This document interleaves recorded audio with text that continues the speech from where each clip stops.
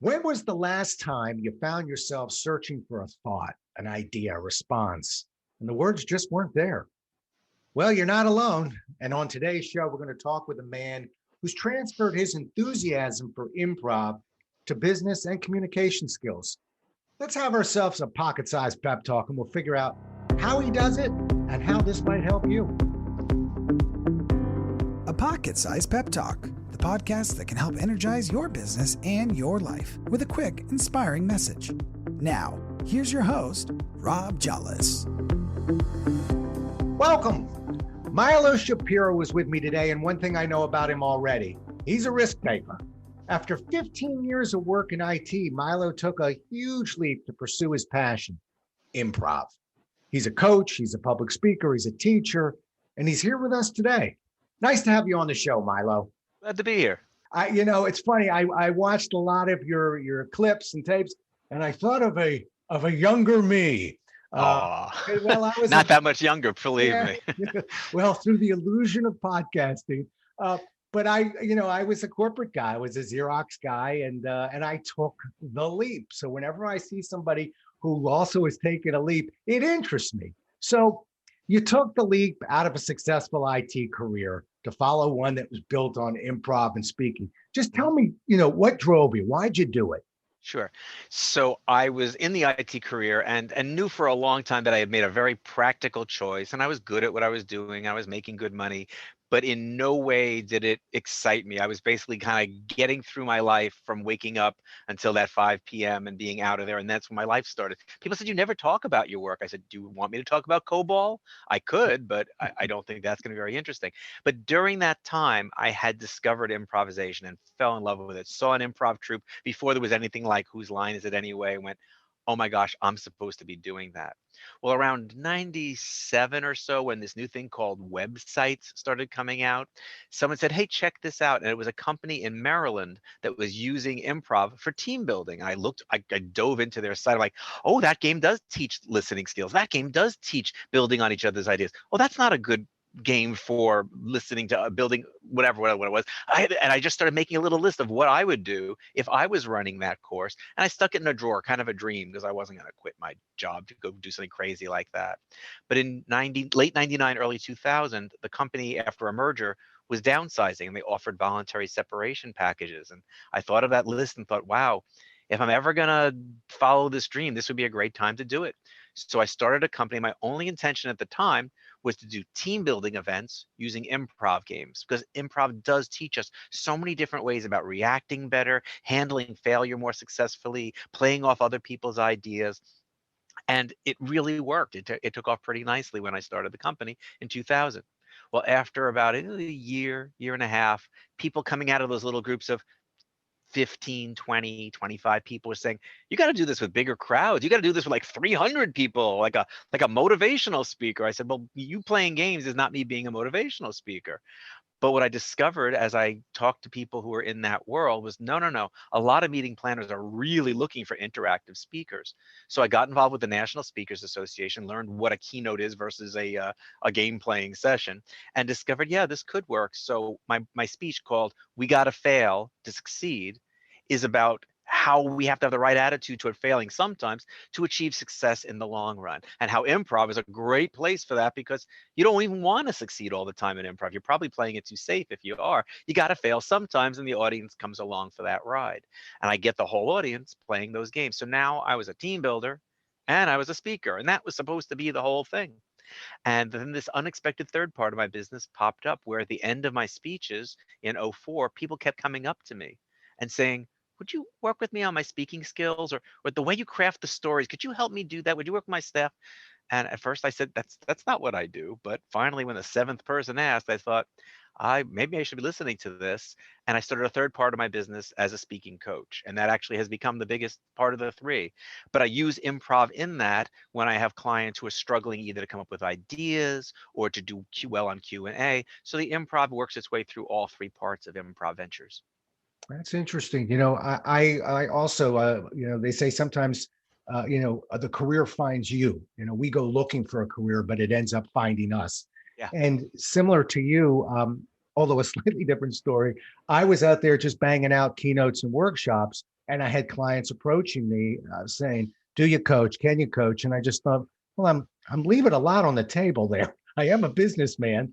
And so I, went and got myself a license up in Syracuse. I just found somebody that would take an unconscious competent. I was doing certain things well, I assumed, and perhaps an unconscious incompetent, doing some things I didn't know that I wasn't doing well, and sort of trying to structure it a little bit. But it was the same thing. The coaching ended up finding me. The speaking I went after, but that ended up finding me. Okay, so I've got the speaking coach side of it now.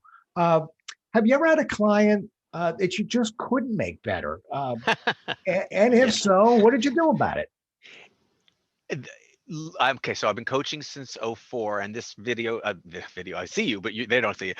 This audio is being recorded in 2020. So in 16 years, I've had one client that I could not help.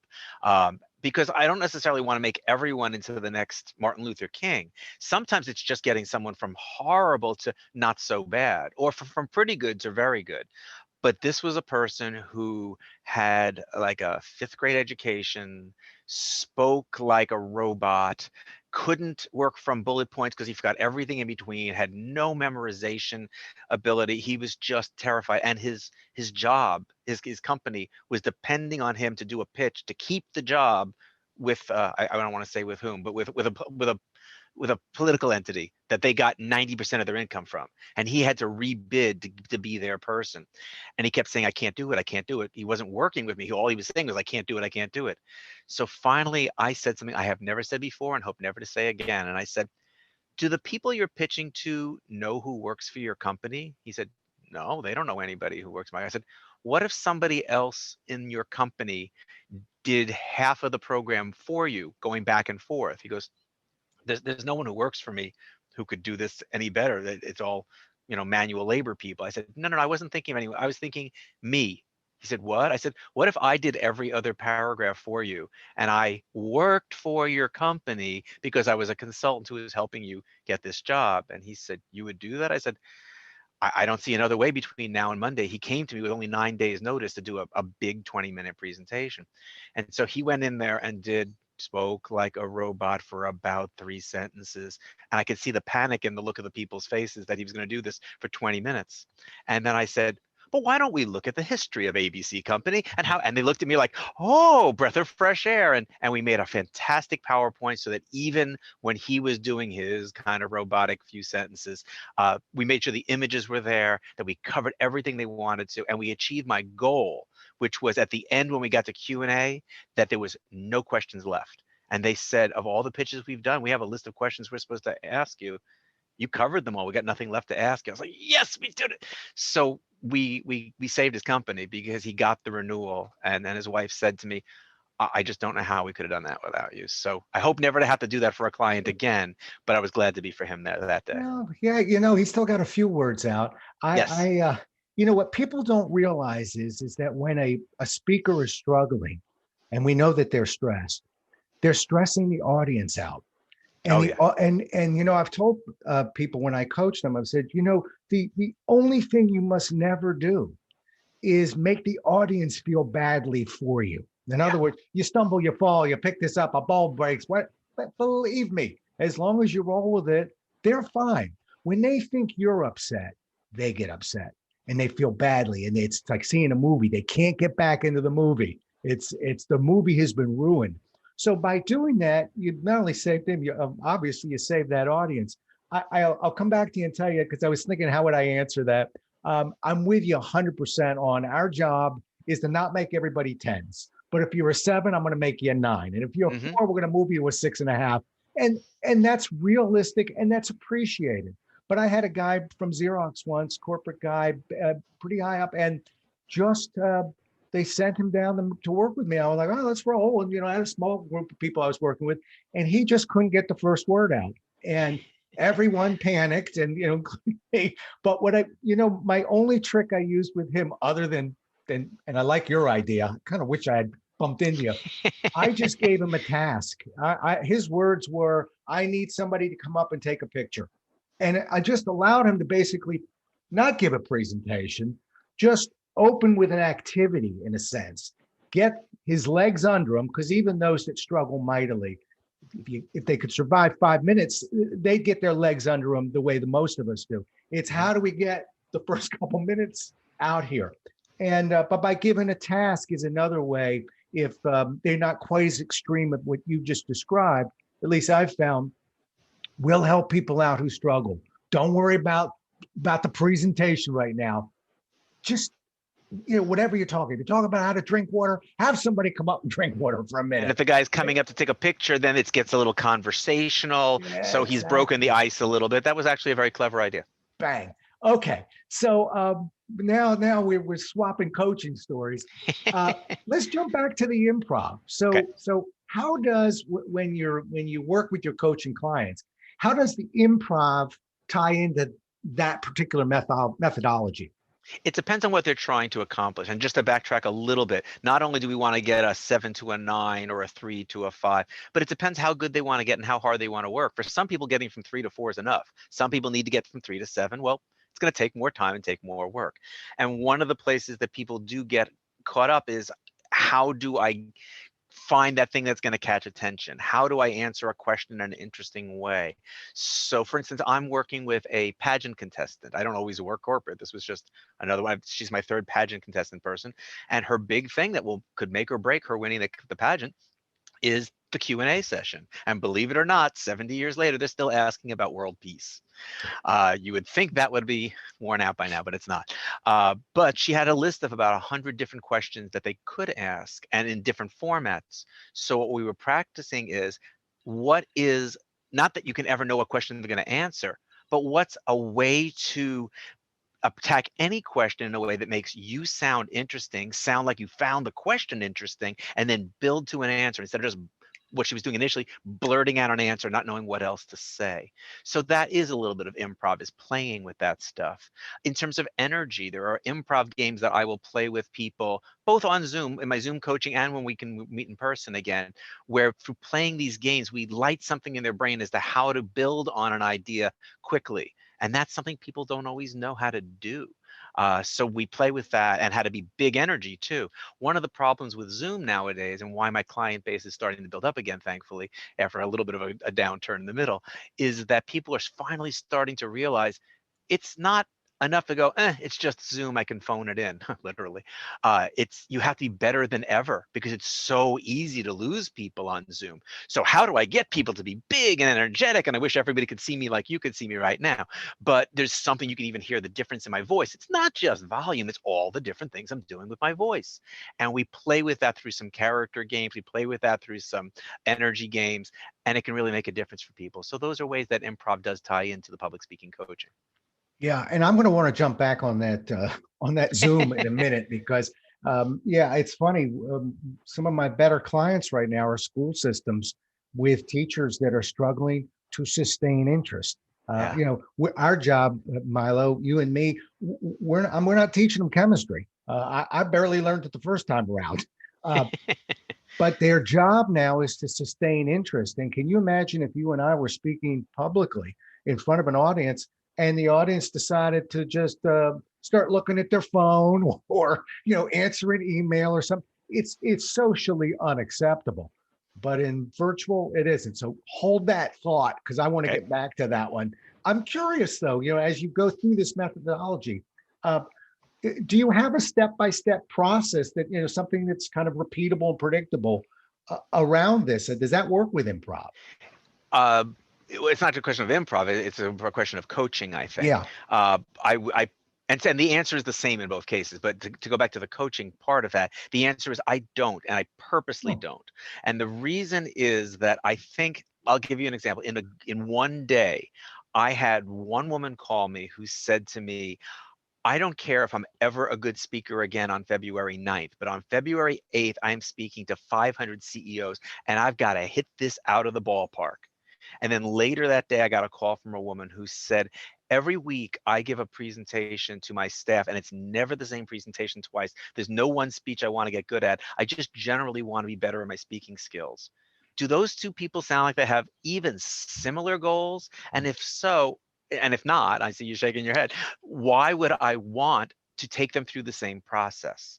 So with the first woman, it was about, let's create a kick butt program that's going to really hold their attention, walk you through specific things I'm going to have you do with your voice and your face and your body at different points. And then, yes, along the way, she is going to improve as a speaker, but it's about making that speech great. Hmm. With the second woman, what we did is I took her through a whole lot of different exercises, and every week a different exercise, never repeating anything, not even getting to her work related stuff for a while, because I wanted her to work on her vocal variety, how to organize material in a more interesting way, how to tell stories that were going to lead to where she was going, the right balance of stories versus data. And as she got better at that, then we made the leap into, now let's do one of your staff meeting programs and try that. Because if we had leapt into her work related stuff right away, she would already have preconceived thoughts about how that was supposed to be. But by the time we got to working on her work program in probably like the fourth week or so, she had already changed her mind about how she wanted to present. So that's why I don't. Plus, it's what I see in the person. One person might be kind of robotic in their speaking, and we're going to start right away with vocal variety. Someone else might be a total spark plug, but spiraling off on tangents all over the place. We're going to start with organization, because I never know how long I'm going to meet with a person. I have different packages, 3, 5, 10-week programs, but where they're within that, I want to hit the most important things. And I hope they'll want to continue to work on other things and sign up for another package. But in case they have a limited budget or whatever, want to hit what's going to make the biggest impact for them. So that's why I don't do that, and why I don't have a video series. I keep being approached by marketers who want to help me create my video series, and I probably could be making a lot more money that way. I just don't think I'd be serving people as well. No, I'm with you on that one. I've been pursued for decades on taking selling skills and making a bunch of punchy 6 to 8 minute videos. It just doesn't work that way. I'm not adverse to video. I think it's a wonderful way to follow up, to Yes. sustain. But when you're teaching a methodology out of the gate, particularly what we're describing right now, which is so different depending on the person, I don't know how we just go, here's 6 minutes that will fit Yeah. everyone. What lands for them and what questions they have. Sometimes a Yeah. question in the middle of it will totally change my direction. I can't do that in a video. And video has its place. If I want to learn how to do something in Excel, I don't want a coach. I just want to watch a video and got it done. But this is so personal. Yeah. A warning, Rob Jallis is one of the worst golfers on earth. He's now going to a golf story. But, if you ever go to a golf school, if you ever go to a good golf instructor, they don't walk up and go, all right, Milo, now we're going to take the left arm and we're going to move it to the right side. The first thing they do is have you hit a bucket of balls. And, and everyone goes, but I'm not good. Of course, that's why you're here. And what they're trying to figure out is, okay, there's certain techniques, but some people have long arms. Some people have short arms. I've got to see what is more natural about what you're bringing to the table, and then try and merge in and insert some techniques around, your particular, what you're bringing to the table. There's a good coach has to also figure out what you're doing right. Exactly. To build upon that, not just what you're doing wrong. We could do 20 minutes on the dangers of feedback with everything you're doing wrong, and why people get feedback like that, and then next time we see them, they're exactly the way we left them. So many coaches, they make a big deal out of it, and we videotape you and play it back and show you what you're doing wrong. Well, that's kind of humiliating. And when the light goes on that camera, you're never your same. The minute you see that red light, you freeze up a little bit. If I can watch you give a partial presentation and say, hey, stop a second, I'll make up a name, Debbie, stop a second, try saying this line this way. How did that feel? Yeah, that felt tighter. Let's go on. Why do I have to show her the bad version if we can improve it that quickly? And I will pull out video if I feel like someone isn't getting something from my feedback. But why jump to that? There's so many ways to help someone without that. All right, and so let's stay there for a second. So let's play a game. All right. Okay. Everybody has strengths. Everybody has weaknesses. I've got in my head, and I'm curious now. I'm talking to another pro, whether we line up or whether we have different opinions here. Don't feel any pressure. You are on my show, so you better get it right. But okay. What would be the biggest issue you think that people generally have when it comes to speaking? So you're talking to the grizzled vet, or the newbie, or the one that's fearful, or the one that's cocky. But if you saw one thing that just seems to be a universal issue that can be fixed, what would you go for? If I had to pick, and that is challenging, but if I had to pick, I would probably work on people's openings, Okay. because openings are make or break, and people put all of their energy into the body of the speech. And if you've lost them, there was a study I saw, and I wish I had kept it because I've quoted it so many times. I don't know who did it, but a study that showed that college students decide within 9 seconds whether they're glad they're in a certain professor's class. And from the 10th second to the rest of the semester, all the professor could possibly try and do is change their mind, not make an impression. And so not think about that with 9 seconds. And most people start the first 9 seconds with thanking everyone for coming and appreciating blah, blah, blah, or pointing out who's in the room, or the ever exciting agenda, which should have been in the email so that there's no reason to repeat it. That's very So exciting. what I do is agenda. I call you made a verb. You're agendifying. Stop agendifying. Grab my attention. And I can't get into in the length of this video Right. the things that I do to help people create a better opening, but it makes all the difference. That's the thing I think people comment the most with me, is that I use something I call the 4 steps to successful speech structure. And when they use them, that first opening part, how they grab attention, even if it isn't always clear to the audience, where is this person going with it? Oh, that's why they started with that, but you've got their attention. And it's a whole different way of looking at things. So I think that's probably the biggest thing. That and if I had to pick a second choice to that, and it's close, it's the right balance of stories versus data. All right. I think you got 1 and 2. I'm going to change it. It's hard to change the order, but I'm going to go with sort of the biggest mistake. By the way, completely agree with the opening. And you're right. If I spend an hour with somebody, I'll probably spend a half hour on the opening. Yeah. I think the body is way overrated. But I would dissect, I would go into that, and I would go into what's in it for the audience, what's in it for me, that with them part of the opening that's so badly needed. So as you said, we're going to tell them about the agenda, and we're going to do the old, I'm going to tell you what we're going to tell you, and some stuff that really rang true in 11th grade. But where that 9 seconds is, and it's funny, you mentioned a college class. I don't know. I don't do that much with colleges, but with an adult class, with a group in business, frequently it's what's in it for me to listen to this guy Milo talk about improv. And when you honestly have to get that 9 seconds, but you better get in the first 2 minutes or so. It better be in there. I don't think you have to worry so much about everything being 9 seconds. And adults will probably give you a good 18 seconds. There you go. You see, we do mature. But the other one, let's call them 1A and 1B, and we won't worry about the order. Okay. The other thing that I really see, even from some seasoned speakers, but certainly the other 90% that I work with, which is too much information. And you brought that up in terms of that balance that you're talking about. People just think, well, I got to cover this, and I want to cover this, and I want to cover this. And if I could just put my hand on every speaker's shoulder and say, listen, we have to find the right blend of information and inspiration and motivation, whatever, all those other pieces, activity, involvement. But if we could just get the world to stop thinking that the more information they cram in there, somehow the better presentation they've delivered. If we can do that, Milo, and we can get them working on that intro you're talking about, the rest is easy. Yeah, and I so understand that temptation, because you want them to leave with all that information. Yeah. But if they lose you because all you're doing is data dumping, then you didn't accomplish that. So if you can give 70% of the information you wanted to in a way that they retain that 70 instead of 100% of what you wanted to, and they retain 40, which one accomplished more and which one left them wanting you to come back and do it again? Yeah. Okay. And then you email them the rest of the information. Yeah. All right. We nicked it. And I said, I wanted to get this at the very end, but I want to talk about virtual for a moment, because you and I, I've got 2.5 million miles in the air. I'm assuming you're in a bunch of airline clubs as well. And now we're virtual. We're virtual guys. And by the way, I'm not all that opposed to it either. I was trying for 30 years to figure out how to do what I love to do and not be on the road. But I miss the audiences, as I know you must. But tell me how you've adapted to this virtual, and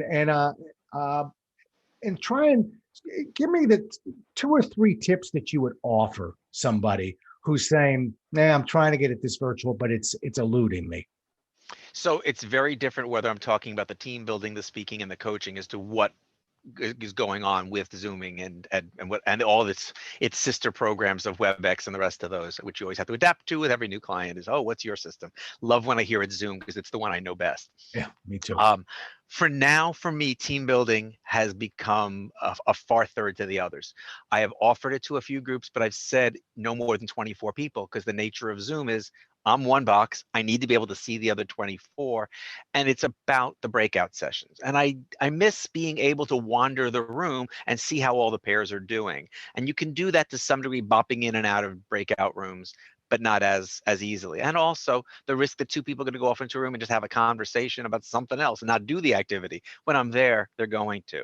So the team building doesn't adapt as well, but it's still in a shorter session, doing 45 to an hour instead of a half day session, we can still play the games to some degree. With speaking, I mean, I watch a lot of speakers on Zoom, and although I watch a lot of speakers that I really wish were better and I just need their information, I've also seen some people doing it really well. It's about having that level of energy. It's about including humor more than ever. It's about including the breakouts so that people feel enlivened and feel like they can stretch and breathe a little bit. And it's about the technology too. You have to, I mean, you don't have to look as like you're standing right in front of them perfectly, but it can't be the virtual backgrounds where people's hands disappear when they move up and backwards and things like that are so dark. There's times you can't make out someone's face, but people will forgive bad video more than they will forgive bad audio. No one wants the strain to hear. So, and the microphone costs have come down so much. The headset you see me wearing, I think I paid 28 for this, something like that. And I have a nice one on a stand over there that for when I don't want the headset. I think I recently paid 26 for it. It's you don't have to spend a fortune. Just don't go for the little, $2 one because you hear the difference. And the one that's built in the webcam will never come close to just plugging something into a USB port. So make it easy for people to see you, to hear you, to feel your energy. Use those PowerPoint screens. I watched one woman say how, oh, I'm not going to use PowerPoint. You're probably so tired of it. I'm just going to talk to you. And for the 70% of us who are visual learners, it was a lot of looking at her head for an hour and a half. So I think there's something to be said about bouncing back and forth between PowerPoints that have that visual stimulation, not just words, not walls of text, but visual stimulation of images, and then coming back to you, back and forth.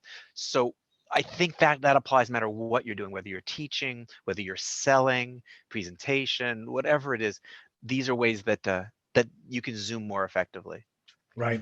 I'll throw out the coaching part because that really hasn't become a big challenge for, I think, either one of us. Now, thankfully, I had already been doing that for clients who weren't here in San Diego. So it was a small adaptation from Skype to, remember Skype, the old one, over to Zoom and going, oh my gosh, this is so much better because now I can share a screen also. Yeah. And I just want to make sure people got this part. I really like the part where you mentioned we have to shorten the programs. I was doing half days, full days, 2 days. My rule of thumb is that virtual feels double to live. So an hour of virtual feels like at least 2 hours of live. Love the part about the timing, really important. Only idea I'll throw back at you is love PowerPoint too, but just want to remind everyone that you can't fall in love with it because when your PowerPoint's up, your picture's gone. You're a postage stamp. So actually, a lot of the pros are using back monitors that are behind us. So we can show things that need a close up in front. We can show the words basically in our notes behind, and that works out just beautifully. All right, Milo, terrific having you on. Tell me, how do people get a hold of you? Sure. My main website is miloshapiro.com, and there's no C in Shapiro, Shapiro. And that's how you can find most of it. If you want to learn about me as a public speaking coach, I actually have a different way in, so you don't have to hunt around too much. It's publicdynamics.com. Excellent. And I've actually been to this guy's website, and it reminds me of mine, which means I really like your website. Anyway, I think that's good. Terrific having you on today. Really Thanks. liked it. I'd like to have you back because we could just focus on that first minute or two of the presentation because we ran through that stop sign, told everybody how important, but it's methodical and it requires work, but it's work well spent. Any case, loved having you on. Folks, Thanks. We had a good one today. Thanks so much for listening. Have yourself a great day. Thanks so much for listening. If you enjoyed today's show, please rate and recommend it on iTunes, Outcast, or wherever you get your podcasts. You can also get more information on this show and Rob at jollis.com.